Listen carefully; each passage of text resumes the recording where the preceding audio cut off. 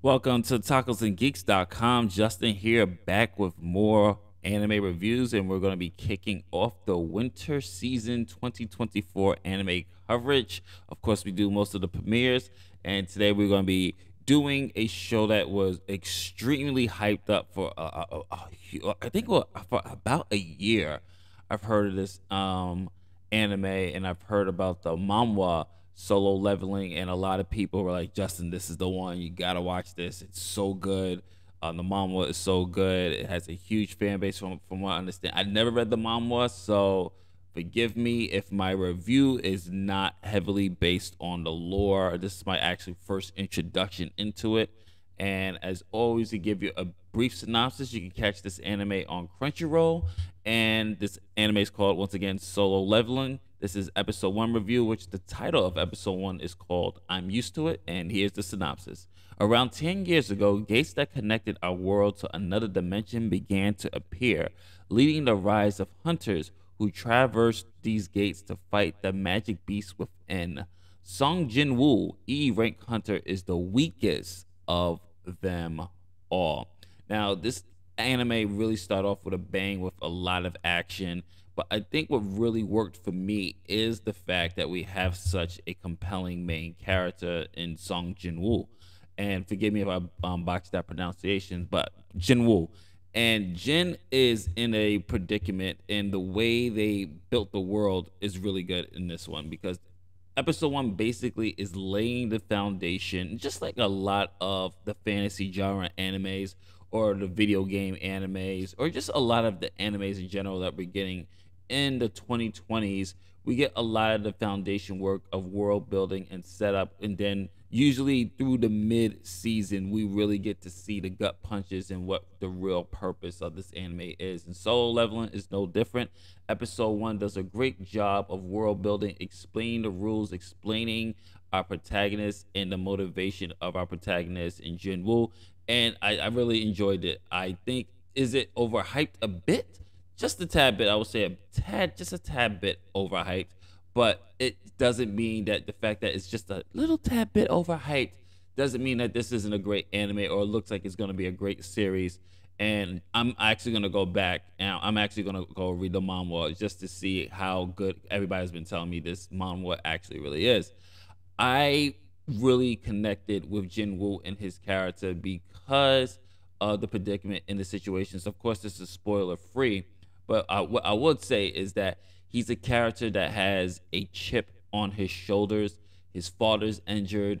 His sister wants to go. He's trying to put his sister through college, and the only way that these hunters can get money is by slaying some of the magic beasts within and in these dungeons. And what I think really made it such a compelling first episode is the way that the world building and the explaining the world is that once these gates open, these magic beasts started to appear. People with these powers started to awaken their abilities, but similar to I would say like in a vein is that they do not go higher than what they're ranked as.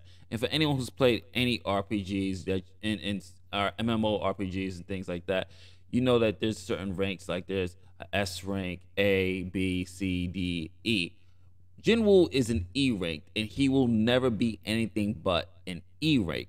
Problem with that is that those who are hunters, the higher level you are, the more money you're able to make because you have crystals and enemies drop certain items, and certain items are obviously more ranked higher to sell than something like an E rank person will get. So he's in a situation where he needs money. His father's out of commission. He's the only one providing for his family. And the problem is, he gets his ass kicked and he faces death all the time. He is the weakest hunter of them all. He can't even beat E rank enemies. So he basically is just going there like a lamb to the slaughterhouse. And he just does not have the skills to be anything but an E rank. So I found that very compelling. And I thought the way they really presented that made me connect to his plight a little bit more and really made me go, okay, I see why people are really praising the manhwa or why people were so excited about it, because we have such a compelling protagonist here. And we do get to see a little bit of what the threats are going to be. They didn't really get too much fleshed out, but I think this corporation or whatever is going to be looming in the background might have something to do with a lot of these things that's going on. No spoilers, of course, people. I remember I didn't read the manhwa, but I really did enjoy this. The animation is solid. Production IG, I believe, did it, and anime, excuse me, Aniplex, I believe, produced this one as well. And this is a really good, this is a good start. I can see why people are really excited about this. It has such a compelling character. There might be a love interest in here that I felt was kind of a little cliche. She's a B rank healer and she can go to B rank dungeons, but she chooses to stay with Jinwoo. So there might be a little history there. Of course, like I said, I didn't read the book, so I'm curious to see how that's going to be explored. But that felt like a little cliche. She has feelings for him, and she's not like, she's dropping little hints like maybe you should take me out on a date or ask me out to dinner one time, and he's just, of course, completely oblivious. And in this time, I usually would be like, okay, I won't give it a. I'll be like, oh god, here we go with another cliche story. But due to this guy's situation, girls should be the last thing on his mind. This guy's just trying to live. So I understand why he could be totally oblivious to Jonhee.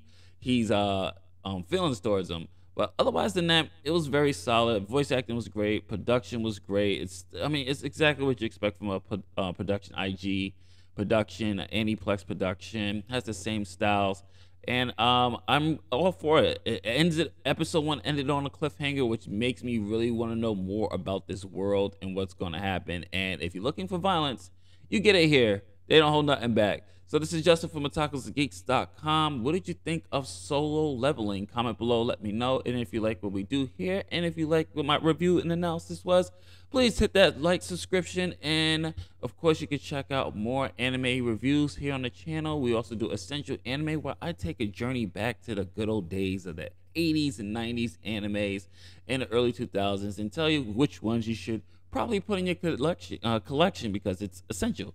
Otherwise than that, stay tuned for more winter season anime 2024 premieres. And of course, if you are a huge WWE 2K23 fan, you can check out our UWL, our weekly universe mode that I do with my good friend Dez. You see him on the channel all the time. We are just finished our Holy Rumble, so check that one out. And thank you for all your support. Peace, love, and happiness. I'm going to give this one a thumbs up. This is a must watch, and that's the rating. Later days.